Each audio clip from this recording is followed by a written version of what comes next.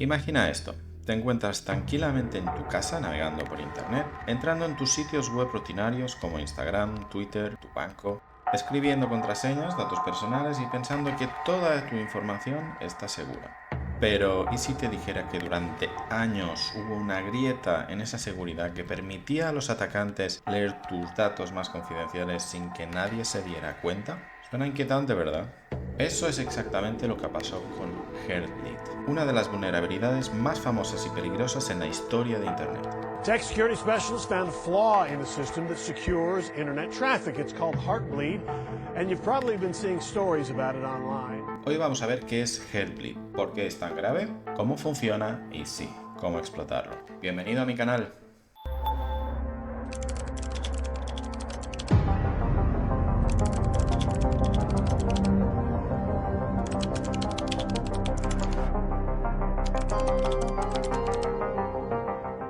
Para entender Heartbleed, primero necesitamos saber un poco más sobre cómo funciona la seguridad en Internet.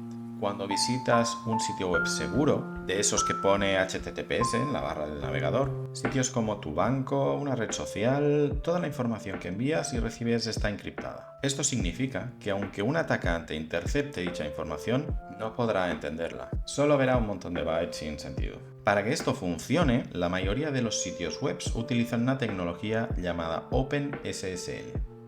OpenSSL es una herramienta de código abierto que proporciona las funciones necesarias para implementar el protocolo SSL-TLS, que es lo que asegura nuestras conexiones a Internet. Millones de servidores en todo el mundo utilizan OpenSSL. Aquí es donde entra Heartbleed. Heartbleed fue una vulnerabilidad descubierta en OpenSSL en abril de 2014. Esta vulnerabilidad permitía a los atacantes enviar una solicitud maliciosa a un servidor que usaba una versión vulnerable de OpenSSL y obtener información confidencial de la memoria del servidor. De la memoria RAM me refiero. Pero ¿cómo era eso posible? La vulnerabilidad estaba en una función llamada Heartbeat, o latido de corazón en español. Esta función se utilizaba para verificar si una conexión segura seguía activa. Simplemente enviaba un pequeño paquete de datos al servidor. Una vez este lo recibía, respondía con el mismo mensaje. Esto era un proceso bastante común y en teoría inofensivo. El problema surgió por un error de programación en la implementación de esta función Heartbeat en ciertas versiones de OpenSSL. Para que este proceso funcione, el cliente que envía el mensaje de Heartbleed incluye dos cosas, el mensaje en sí y un valor numérico que indica el tamaño del mensaje. Por ejemplo, el cliente envía OK, el servidor responde OK. Bien, en total 2 bytes. Lo normal era que el servidor devolviese exactamente el mismo paquete, con el mismo tamaño. Otro ejemplo, patata, 6 bytes. El servidor devuelve patata. Hasta aquí todo correcto. Estos mensajes se envían y reciben continuamente para informar al servidor de que aunque no estemos enviando información, seguimos aquí y por lo tanto que no nos cierre la conexión todavía. Si el cliente no envía más mensajes en un cierto periodo de tiempo, bueno, el servidor asume que la conexión ha terminado y que el cliente ya no está y cierra la conexión. Sin embargo, este sistema tenía un error crítico. OpenSSL no verificaba si el valor del tamaño coincidía con el tamaño real del mensaje. Esto significa que un atacante podía enviar un mensaje pequeño, por ejemplo, de 4 bytes, pero indicar que el tamaño era mucho mayor, digamos 65.535 bytes. Sí, este era el máximo permitido. Pero si el mensaje enviado solo medía 4 bytes, ¿de dónde sacaba el servidor contenido para rellenar los otros 65.531 bytes? Bueno, pues lo que tuviera en la RAM básicamente, lo que pillara, tal cual. Este error de validación de tamaño permitió a los atacantes acceder a fragmentos aleatorios de la memoria del servidor cada vez que enviaban un mensaje de Heartbleed malicioso. Lo más alarmante era que podían repetir este proceso indefinidamente, obteniendo diferentes fragmentos de la memoria en cada ataque hasta mapear toda la RAM del servidor. Además, este ataque no dejaba ningún rastro. Y aquí es donde la cosa se pone realmente peligrosa. En servidores web, esa memoria se utiliza para almacenar temporalmente información sensible. Esos datos podían incluir cualquier cosa que estuviera en la RAM en ese momento. Nombres de usuario, contraseñas, correos electrónicos, claves privadas, incluso la propia clave de cifrado del servidor. Lo que significa que todo el tráfico que hasta ahora viajaba cifrado se podía descifrar. Los efectos de Heartbleed fueron devastadores. Cientos de miles de sitios web, incluyendo grandes compañías y servicios de Internet, fueron atacados. Un pequeño fallo en una función que aparentemente era inofensiva hizo posible que cualquiera con los conocimientos adecuados pudiera leer la memoria de los servidores. Todo sin que nadie pudiera darse cuenta. Y lo peor de todo es que la vulnerabilidad pasó desapercibida durante más de 2 años, afectando aproximadamente el 17% de los servidores de Internet en ese momento. Unos 500.000 servidores expuestos. Pero me dirás, no he venido a tu canal a escuchar clases de historia, lo que quiero es ver cómo rompes cosas. Cierto, vayamos a liarla un poco. Como ya te imaginarás, ir atacando webs para hacer este vídeo sería bastante ilegal. Vamos a tener que montarnos nuestro propio entorno y para este fin me he montado un servidor web. Es una máquina virtual Ubuntu con su propia página web y su certificado SSL. La llamaremos servidor víctima. Os dejo en la descripción un PDF por si queréis replicar este ataque. Contiene las instrucciones y unos links para descargarte una máquina virtual vulnerable que te permitirá realizar los mismos ataques que veremos hoy. Por otro lado, cuento con mi máquina Kali Linux, a la que llamaremos Kali, porque como ser original no es el objetivo de este vídeo. La forma más fácil de poder ver estas comunicaciones es usando Wireshark. Es un programa gratuito que te permite ver los paquetes TCP que se envían por la red. Antes de intentar romper nada, vamos a ver cómo es una conexión normal.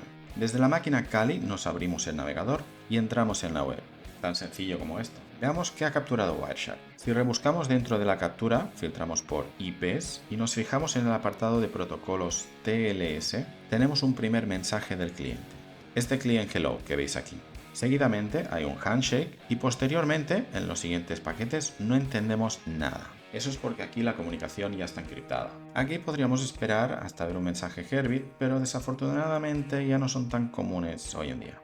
Hasta aquí todo correcto, la comunicación se establece, se encripta y no hay fallos. Pero este canal no se llamaría así si no nos dedicáramos a corromper y mancillar máquinas. ¿Cómo se rompe esto? Me he tomado la libertad de adaptar este antiguo exploit a Python 3. Lo he simplificado para más fácil comprensión y lo podéis encontrar en el repositorio de GitHub del canal, link en la descripción. Echemos un rápido vistazo al código antes de prenderle fuego. Aquí importamos una serie de librerías que vienen ya con Python, no hay nada raro. Cambiamos el host por la IP o el dominio que queráis atacar. El puerto por defecto de HTTPS es el 443. Este es el client hello que habéis visto antes por Wireshark y no me lo he inventado, simplemente lo he copiado del exploit original. Aquí tenemos el mensaje malicioso, el que debería ser un Herbit, pero es un Herbleed, para intentar liquear toda la memoria RAM posible, y los últimos 2 bytes son los que regulan la máxima cantidad que nos va a liquear, o sea, el máximo sería FFFF. Está puesto en 4000, pero bueno, esto se puede cambiar. Aquí una función de cómo se manda el request malicioso, que simplemente lo manda y después te imprime por pantalla el resultado. Aquí hay un bonito banner que os lo podéis saltar, pero joder, me pareció un bonito detalle. Aquí ya el exploit en sí, se declara el socket, se manda el client hello con este while true